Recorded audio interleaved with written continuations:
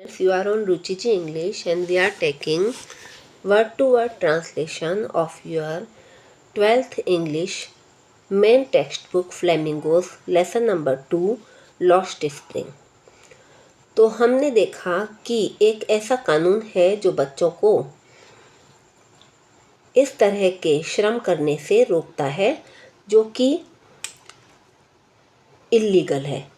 Could get him and all those 20,000 children out of the hot furnaces where they slog their daylight hours। उसे ये जो कानून है वह उन सभी 20,000 बच्चों को गर्म भट्टियों से बाहर निकाल सकता था जहाँ वे दिन भर मेहनत करते हैं। Often losing their brightness of their eyes। और अक्सर वो अपनी आंखों की चमक खो देते हैं। Mukesh eyes beam as he volunteer to take me home. Mukesh की आंखें चमक रही थी जब वो मुझे घर ले जाने को तैयार हुआ। Which he proudly says is being rebuilt. जिसे वह गर्व से कहता है कि वह दोबारा बनाया जा रहा है। We walked down stinking lanes chalked with garbage, past homes that remains hovels with crumbling walls, wobbly doors, no window, crowded with families of humans and animals coexisting in a primeval state।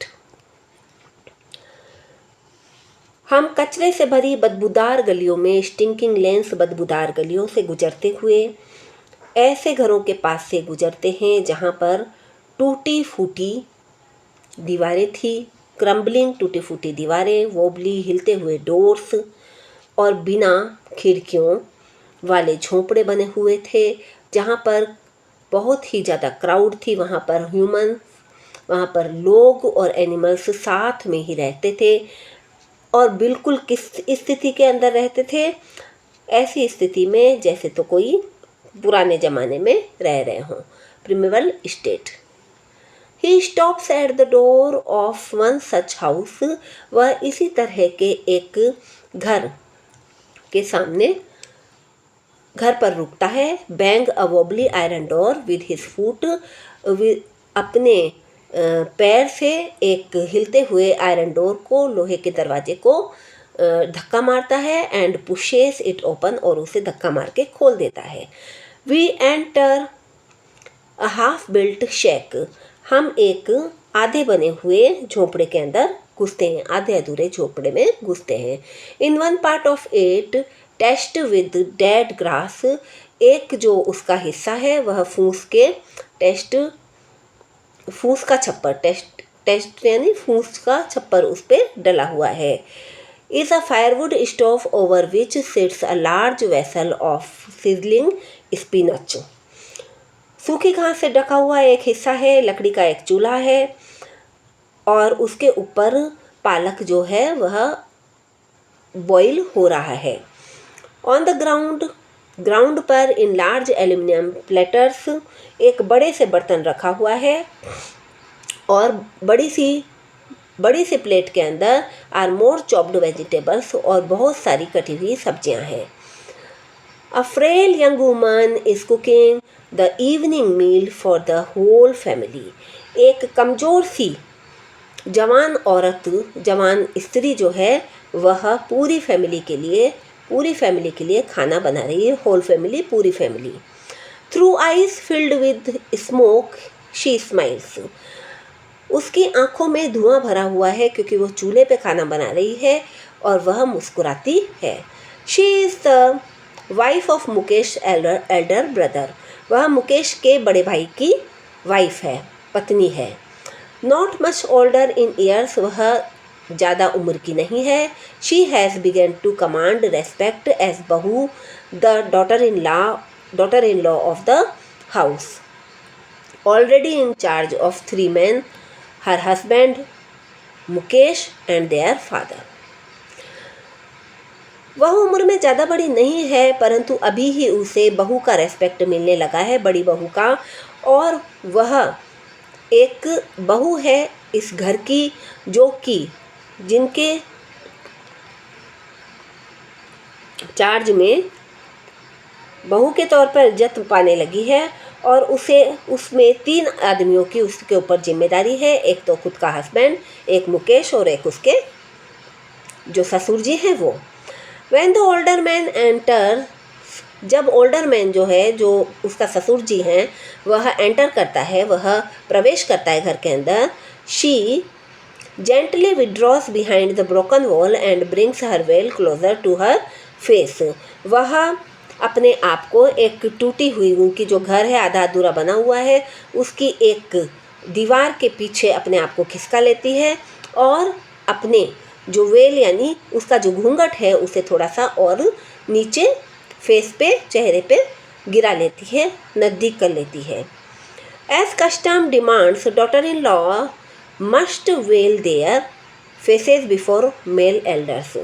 और जिस तरह के रिवाज के मुताबिक बहुओं को मर्द बुजुर्गों के सामने अपना चेहरा घूंघट रखना होता है। In this case the elder man an impoverished bangle maker. और इस मामले में बुजुर्ग आदमी जो है वो एम्पॉवरिश्ड यानी गरीब चूड़ी बनाने वाला है। Despite long years of hard labour, first as a tailor then a bangle maker, he has failed to renovate a house, send his 2 sons to schools। All he has managed to do is teach them what he knows, the art of making bangles। इतने वर्षों के कड़ी मेहनत के बावजूद भी सबसे पहले एक टेलर के रूप में, उसके बाद में बेंगल मेकर के रूप में वह आदमी अपने घर को रिनोवेट कराने में असफल रहा और अपने दोनों बेटों को स्कूल भेजने में भी असफल रहा। वह बस इतना कर पाया है कि उन दोनों बच्चों को या उन सबको बेंगल मेकिंग की जो कला है वह सिखा पाया है, जो वह सीखा हुआ है वही सिखा पाया है। इट इज़ हिज कर्म, हिज डेस्टिनी। यह उसका कर्म है, उसकी किस्मत है। Says Mukesh grand mother, Mukesh की जो ग्रैंड मदर है वह ये कहती है, who has watched her own husband go blind with the dust from polishing the glass of bangles. जिन्होंने अपने पति को चूड़ियों के शीशों को चमकाने की धूल से अंधा होते हुए देखा है। Can a God given lineage ever be broken. क्या भगवान की दी हुई जो वंशावली होती है, वंश परंपरा होती है, लीनिएज यानी वंश परंपरा, क्या उसको तोड़ा जा सकता है? शी इम्प्लाइज, वह इशारा करती है, बात कहती है। Born in the caste of Bengal makers, they have seen nothing but bangles। चूड़ी बनाने वालों की जाति में पैदा होने के कारण उन्होंने घर में बस एक ही चीज़ देखी है, वह है चूड़ियाँ।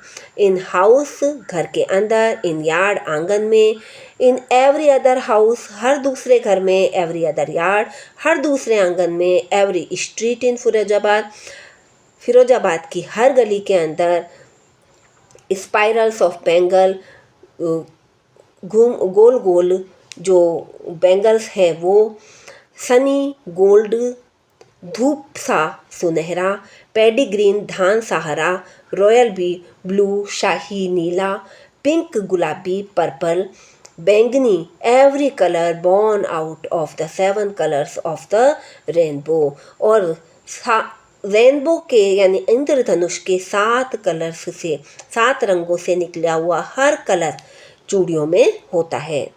Lies in the mounds of unkempt yards, वह जो है वह अनकैम्प्ड यानी जो मैसी, एकदम अनटाइडी यार्ड्स यानी आंगन जो हैं उनके अस्त व्यस्त आंगनों में, माउंट्स यानी ढेरों के रूप में पड़ी रहती है वो चूड़ियाँ। Are piled on 4 wheeled hand cart, और वह ठेलों पर भी ढेरों के रूप में पड़ी रहती है। पुश्ड बाय यंग मैन, और वह जवान लड़कों के द्वारा धक्का लगाया जाता है उन ठेलों पे, along the narrow lens of शेंटी town. और इस जो बदरंग सा टाउन है उसकी नैरो लेन्स यानी छोटी सकड़ी सकड़ी गलियों में वह जो लड़के हैं वह ठेलों पर चूड़ियाँ बेचते हुए नजर आते हैं। एंड इन डार्क हटमेंट्स, और उन अंधेरी झोपड़ियों के अंदर, next two lines of the flame of flickering oil lamps, और लाइन से एक के पास एक लड़के लड़कियां, उनके माँ बाप साथ बैठे हुए रहते हैं।